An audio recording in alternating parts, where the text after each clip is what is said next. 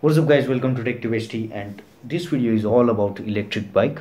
So this is not any kind of DIY or something. This is just a short review, a short collaboration with the same guy who actually sent me a solar diya. This is the link, check that out. So few months ago he was working on a electric bike and now it's finally loaded. So he came up with the idea, let's collaborate once again and make a video for my channel too. So here's a video and let's get started.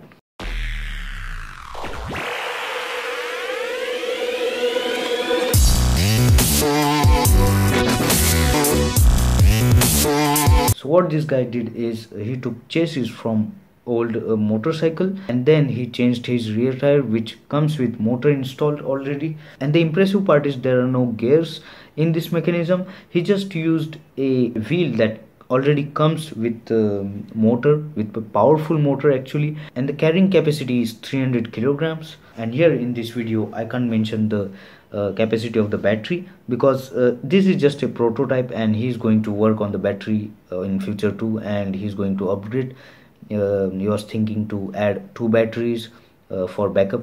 So one time charge range of the battery will be 40 to 60 kilometer, and the battery type is lithium iron phosphate. Now the idea behind using lithium iron phosphate is in some kind of accident it will not catch fire or something, it will just give out smoke. So this is one good thing about lithium iron phosphate. Now there's one more interesting thing about the controller he used. That controller actually regenerates the current in the battery and charges the battery as you ride that bike. Now on the tank area he has a separate controller with some buttons that controls the category like economy and speed, super speed, and there's the last button, and when you hit that button all the lights in the bike lights up at once, and this gives really a premium look to the bike. Now one thing in this electric bike which I really like is there's a music system in this bike which has 2 speakers which face towards you, and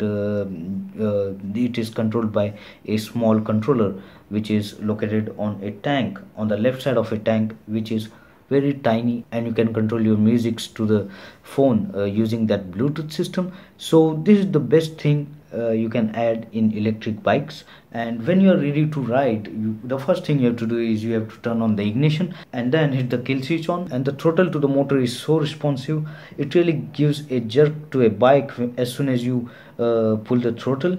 And the second best thing about the motor is it's very silent, and it's really hard to figure out if that motor is actually running your bike or if the bike is just rolling on the roads.